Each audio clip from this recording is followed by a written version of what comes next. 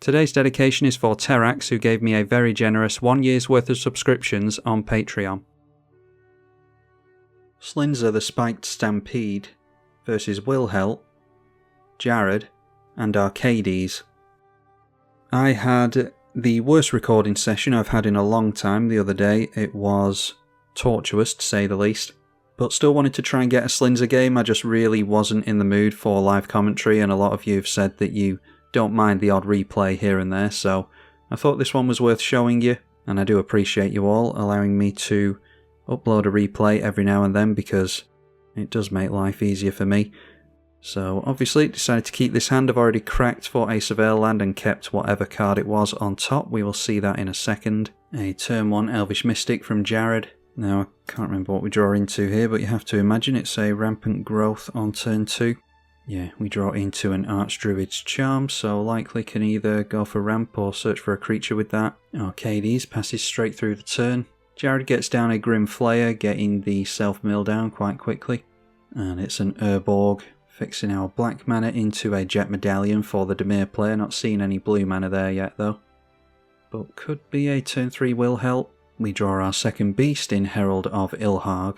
So with 3 visits and a land drop here, we can go for both 3 visits and the Cultivate, so I imagine that's what we do here. 3 visits brings the land in untapped, which makes all the difference. So yeah, 3 visits first and then the Cultivate. That is a Sol Ring for Acades. Also got down Makokoro and decided to crack the Croson Verge, so got down a Forest and a Plains. And those are dual lands, of course. So fixing his colours and his mana. Grapple with the Past, put some stuff in the graveyard here. We'll take a look at that in a minute. The Grim Flayer swings into the left and gets to Surveil 3 when it does it. After which our opponent decides to cast another small creature that gets buffed by stuff in the graveyard, a White of the Reliquary. So currently a 3/3. And in the bin we have a Necrotic Wound, some lands, a Lurgoyf. Grapple with the Past, they just cast this turn. Surveilled into the bin was a Naturalize and a Basic, so there is something on top that they want to draw into. Wilhelt does not manage to make a blue mana, instead throws out a Reliquary Tower and passes the turn at that. We draw into Bridgeworks Battle. This is a Bolt land, so we can get it in untapped if we want to, but it's more fight stuff in the Beast Tribal fight deck. So I decide to cast a Herald of Ilharg, and that will get buffed the more big creatures that we play, as well as dealing incremental damage to our opponents. And after we get the forest down, we can hold up the Archdruid's Charm. I'm thinking that we're going to be using this as a land, so not assuming that we're going to be fighting anything. Archdruid's Charm can likely search out a creature to start drawing cards for us.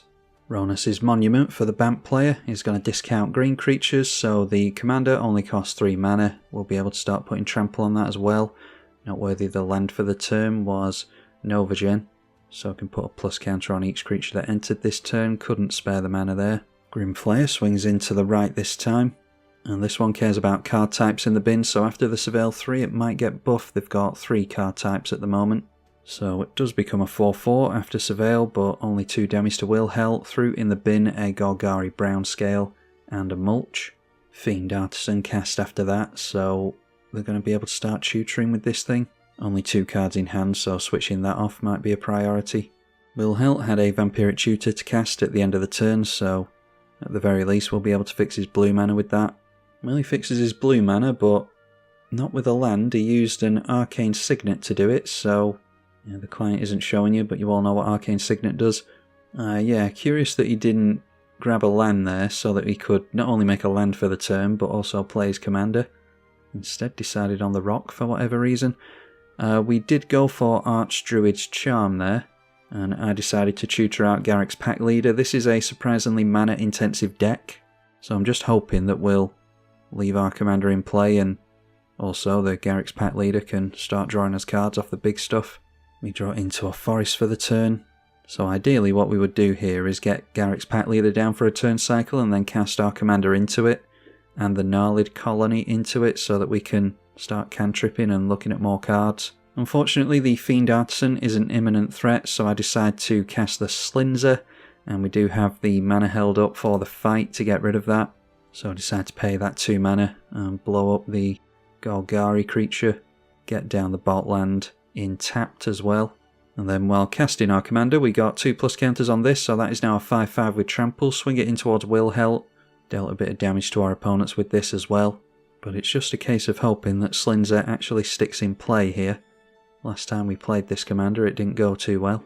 We've got Rousing of the Day in our hand for haste, and Authority of the Consuls is going to switch that off, bringing in the creatures tapped. Now Fairy Artisans is going to start stealing creatures away from all of us, or at least making some token copies out of them. So whenever a creature enters under our control, he'll get a copy of it and exile the other one. He's already buffed up his commander by playing a creature, so +2/+2, and trample onto this makes it a 5/7. And Acades does come in towards us, so that lands us on 5 points of commander damage.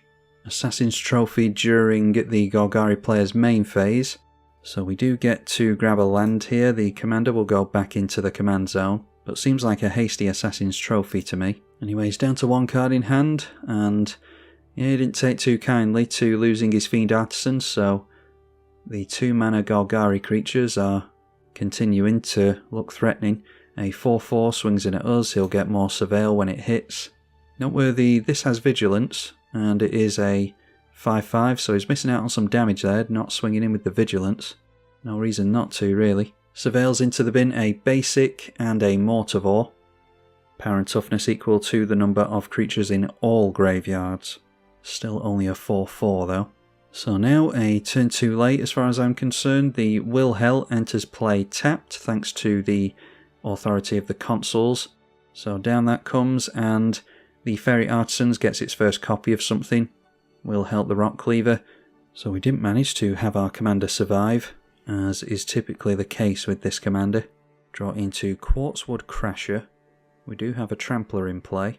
I always think this is 6 mana, and I think I make that mistake during this game. This is a 5 mana creature. Feels like it should be a 6 mana one. But anyway, instead I decided to get down the Garruk's Pack Leader because I was hoping we'd get a discount on that to our commander, but apparently we're not going to. And we do need to be playing these big creatures into that to keep our hand full as best we can. So a copy of that comes in over here, and I think I go for the Gnarled Colony here. At least kicked to give the +1 countered creatures trample. If I'd realised that this isn't 6 mana like I always assume it is for some reason, then I definitely would have played this instead, especially if we're swinging in with a big trampler this turn. So yeah, I do go for the Gnarled Colony. Put more plus counters on the Herald of Ilhag, and we've dealt some damage to our opponents as well, but these things coming in tapped makes it more difficult to swing in. So the Herald is now a 9/9 trampler. We drew into the Rhythm of the Wild, cantripping off Garruk's Pack Leader. So we've got a couple of means of haste at the moment. Rhythm of the Wild might be good against a blue player, or a couple of blue players, making our creatures uncounterable. But ultimately decide not to swing in with the 9/9 trampler because, well, ultimately I'm open up to a swing back, and it seems as though at least 2 of our opponents are looking in our direction already. So hopefully the 9/9 will keep them at bay. Acades not going for the typical defender, big toughness creatures, going for something a bit more unique, which I always appreciate. Sakiko, Mother of Summer, being cast and buffing the commander up to a 5/7 trample again with the Monument of Ronas. This is whenever a creature you control deals combat damage to a player at that much green, and you don't lose the mana through steps and phases this turn. The creature in play for the Fairy Artisans at the moment is the Gnarled that we played, only a 2/2, but can still get some damage through with it here, so I assume he's going to spread the damage. Acades comes in at us as a 5/7, the 2/2 flyer down the middle, and the 2/2 on the ground to the right. So that is 9 damage dealt in total. Sakiko is going to make our opponents 9 mana. Spend some of it straight away on Makokoro, so we each draw a card. Noteworthy that there is a Nykthos over here as well. His devotion isn't incredible, but you could net a little bit of green mana off it. Makokoro draws us into Ravenous Baloth. So unlike the last game we played with this commander, we're actually drawing into the beasts at least. Goes down to 3 cards in hand, playing a Cryptolith Rite. This will make all the creatures he has mana dorks. And not done there, gets down Hammer of Nazan as well, auto-equips to his commander, so +2 to power and indestructible. With a Hammer of Nazan in the deck, you would assume he's gone for some kind of Voltron build with Acades. Lord of Extinction enters tapped for the Golgari player as a 2020, thankfully without any kind of flying or trample. And so a copy of that comes down over here to the fairy as well. Probably won't last through to the next turn though, where he can actually do some damage with it. Played an Oversold Cemetery as well to start bringing creatures back at random from graveyard to hand. Does not swing in with anything. So again, missing out on the fact that this has Vigilance. That's 11 damage he's missed out on with that so far. No cards in hand at the end of the turn as well. Wilhelt finally getting into the blue mana when he plays an island. And we do not see a zombie. It is instead Open the Graves. So whenever a non-token creature you control dies, create a zombie token. A little bit too slow for Magic Online, unfortunately, as much as I love cards like that. We draw Lightning Greaves for the turn. I was thinking that we're going to have to make use of haste this turn, and maybe the 1 extra mana from Rhythm or Rising would be too much, but Lightning Greaves gives us another option of haste. Lightning Greaves we draw into this turn. That's another form of haste that costs 1 less, but we've still got the authority of the consoles to worry about, so haste not as useful as it might be. So my concern at the moment is the fact that we might be seeing Lord of Extinction gaining some kind of flying or trample. Not likely because they're in top deck mode, but they could always fling it at us with the Jarad as well, which is probably what he's aiming for. And that means we're going to have to make uncomfortable blocks maybe. Anyway, decide to throw down Slinza again, and hopefully we can make use of the discount. The problem is that the fairy is going to make a copy of the creature as well, and he can pay for the fight cost because it's either green or red for this. So I'm just kind of hoping that he doesn't point it at our commander straight away, even though I have a feeling he could do that. He might point it at the Garruk's pack leader, I was thinking. But if we can keep that commander in play, then we'll be able to get down a 2 mana Ravenous Baloth as well. Unfortunately, he does decide to target our Slinza and have the 2 beasts fight each other, which I have my fingers crossed he wasn't going to do, but obviously decided on it. So now, with our 2 Slinzas on the stack, if we do decide to pay into them and fight, it won't do anything, because we don't have the creature's power in play to actually deal damage to something anymore. So no point in paying into our commander here. Pretty much just paid all that mana to draw a card with Garruk's pack leader. Fortunately, we do get a bit of luck and draw into an untapped land, so that means we can still get down the Ravenous Baloth, whose life gain might be of some importance with Jarad on the horizon. I think actually at the end there I swung in, I don't see why else this would be tapped. I think I swung that into the left as well. Can't go backwards on these replay features, unfortunately. See sneak down there a Serra's Sanctum, so tap for white for each enchantment you control. And even if he's not going to make use out of it, he doesn't have any activated abilities in play at the moment, but might as well get down the Training Grounds because it's going to add mana for that Serra's Sanctum. Mokokoro draws us a card again, so that gets us a land for next turn. We drew in 2 Garruk's Uprising off the Ravenous Baloth coming into the Garruk's pack leader, so that's another Cantrip Enabler and Trample Enabler. Acades and the Fairy coming in at us, so that is 7 damage in total, but we'll be on 15 commander, and that adds as much mana with the Sakiko. Noteworthy that before the Ravenous Baloth's over here, the copy of it is replaced, if the client wants to show us that anytime today. Before this is replaced, it can sacrifice itself to gain 4 life. I'm not sure if our opponent does that, but that is worth noting. Wilhelt decides to scoop because he's not doing too well here.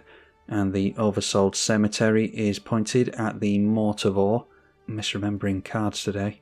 Yeah, I had it in my head that this was random, but it isn't. So he selects the Mortivore. Has untapped with Lord of Extinction, which is a 19/19. So we are in the range of that Jarad. Does manage to make a land for the turn, so even if we had bolted the bird, he'd still be able to afford his commander and activate it here. So in comes Jarad, and triggers the Fairy Artisans to make a token copy of the Jarad, so we'll see if he jumps up to above 20 life by sacrificing that in response. Like I said, I don't think he does. Gains some life from Authority of the Consoles though. Yeah, so he stays at 18 when he gets the Jarad into play. And then Jarad is activated, so it was that 19 damage or whatever it was by sacrificing the Lord of Extinction. So that is going to take both of us out, including the Acades player who had tunnel vision towards us but apparently should have been focusing on Jarad. I'm not sure he could have got rid of Jarad anyway, to be honest. So I give up on the tapped Herald of Ilhag. Even though it was massive, it is a tapped creature and we're going to have to make some blocks here. So sacrifice that to gain 4 life. And that means that we can survive this Jarad activated ability. So that bumps us up to 22. And then we plummet down to 4 when Jarad resolves. It knocks our opponent out. And there's no need for us to sacrifice any more beasts yet. We'll wait to see what our opponent does in the attack phase. Decides to make things difficult for us and swings in right now. Noteworthy, if he had swung in at us once or twice with the White of the Reliquary previously, then we wouldn't have been surviving here. Shows how important it is to get as many attacks in as you can sometimes. So a 4-4 with Trample and a 6-6 Vigilance. I just decide to throw the Gnarlid in the way of the 6-6 and then sacrifice it to gain 4. Negates the damage from this, leaves us at 4.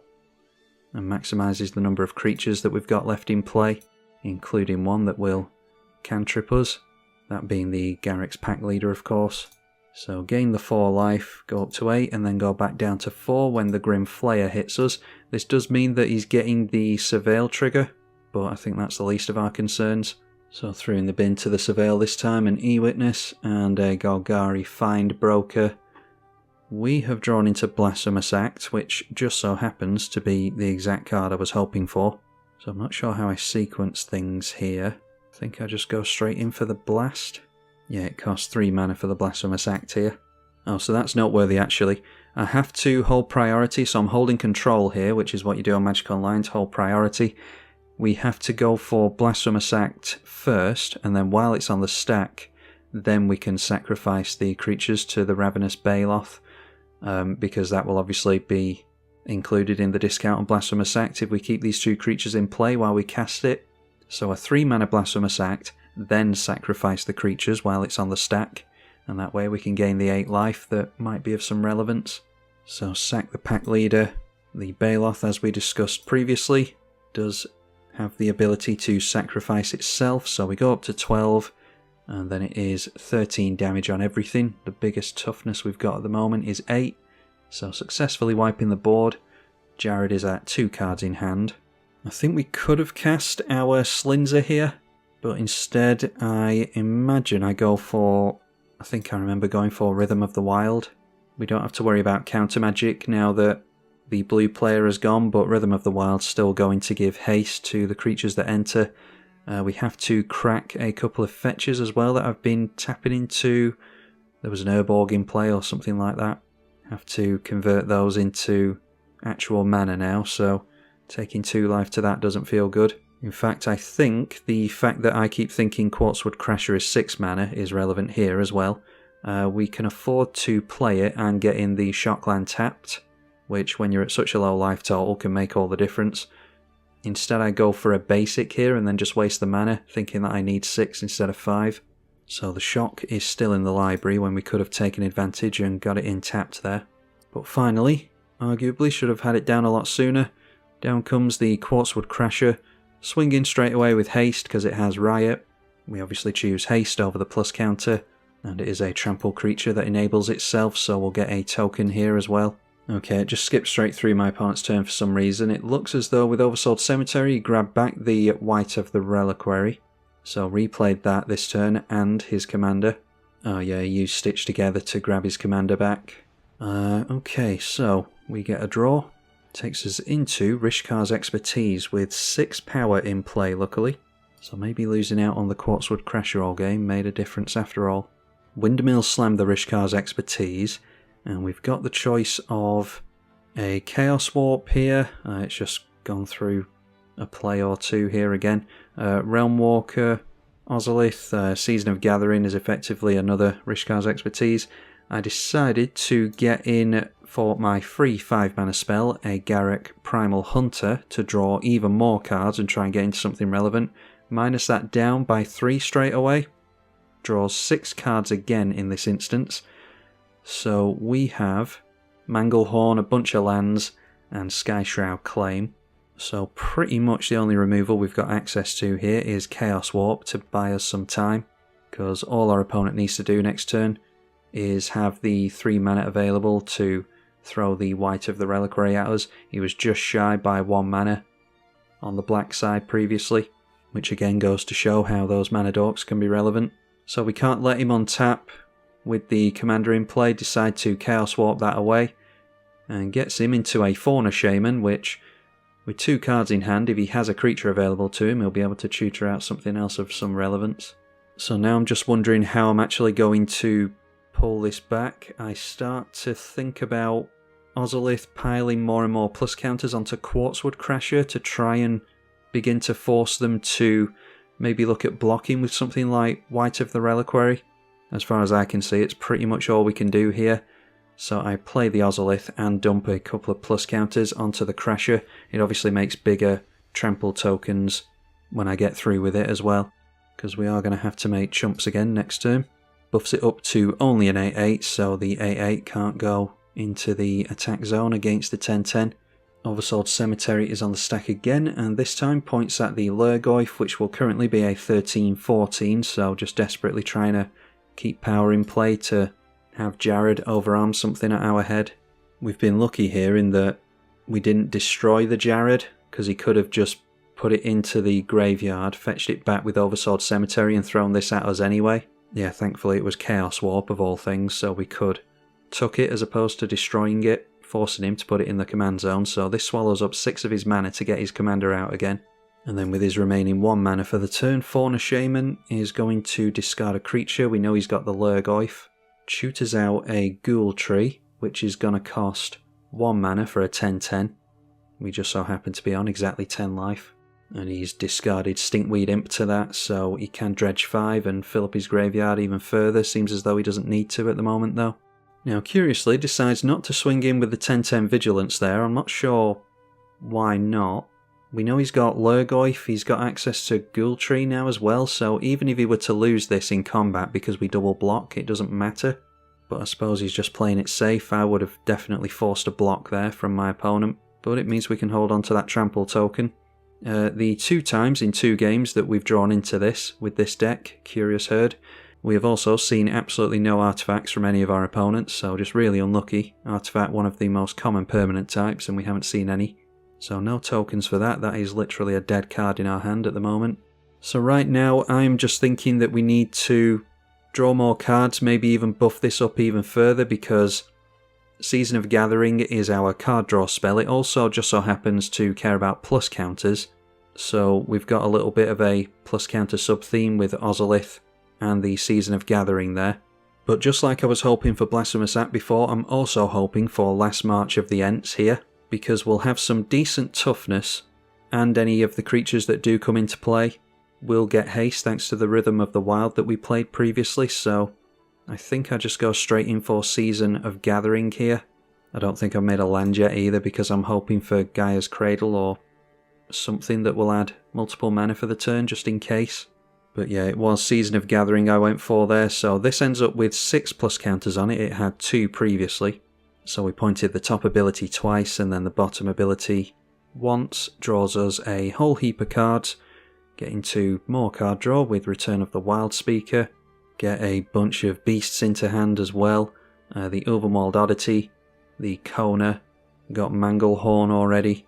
But there, just in the nick of time, is exactly what we were hoping to draw into. We've still got 44 cards in the library, so that's pretty lucky that we got into it. But there's Last March of the Ents, and we can afford it. Obviously I did the maths beforehand. A 12 toughness creature in play. So Last March of the Ents, straight onto the stack. We draw 12 and then dump all the creatures in our hand onto the battlefield as far as I'm concerned, because we're just looking to try and go wide here. So we saw the other creatures. We've got Thunderfoot Baloth is not going to give the overrun effect because we can't keep hold of our commander. Rampaging Baloths. Don't think we've made landfall yet, like I said. Woodland Liege is a new version of is another version of this exact creature. There's a much older version of this. Whenever a beast you control enters, draw a card, so we've got 2 of those in the list now. Woodland Bellower goes and tutors for something. Fangren puts plus counters on our stuff when it attacks. And Gruul Rage Beast I was not going to put into play because we are forced to fight, but I do end up putting it into play because I think, well, if I somehow screw up on combat, then I'd rather our opponent didn't have his stuff in play at least. I can't think of any kind of free fog that there might be to buy our opponent a turn. Just think it's best to throw this down and force the fights. Now, Magic Online has implemented something again for some reason where there is an auto zoom when it decides to work.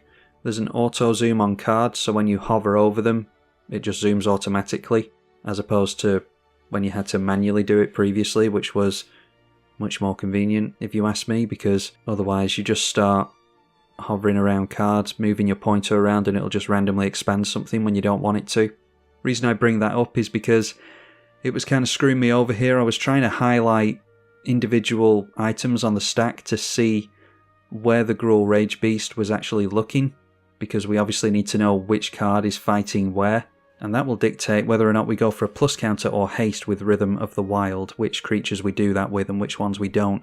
The hasty creatures are going to swing in for lethal, and the plus counter ones are going to fight. Long story short, I completely balls it up because I can't properly see what I'm looking at. So some of the creatures that shouldn't have gone down to the fight do end up going down to the fight. Luckily, I'll just skip through it all now, but luckily we do end up with enough creatures to actually swing through for lethal after all the fights have occurred. We end up wiping out all of our opponent's creatures, a few of our own in the process due to my issue with the UI and the client. We draw even more cards to Woodland Liege as well, so I don't think we would have drawn into anything all that relevant anyway. Like I said, luckily, even after my screw up, we still managed to have enough creatures in play to turn in for lethal, including the 12/12 Quartzwood Crasher that became also relevant in the end. So managing to knock our opponent down to 10 after drawing a bajillion cards and cheating our creatures into play. I've said it before on a few videos already, it's a shame that we haven't been able to use our commander too much. I've just played Evereth again and the commander didn't stick around long enough to do anything either, but it's just one of your resources in the deck. You obviously have to use the 99 cards as well, and we certainly did that here. So hopefully you enjoyed the Gruul Beast beatdown, and if you want to see more from Slinza, then I will try and squeeze it in and amongst the new cards from the Wacky Races set that's releasing soon. So let me know either way, and hopefully I will see you all in the next one.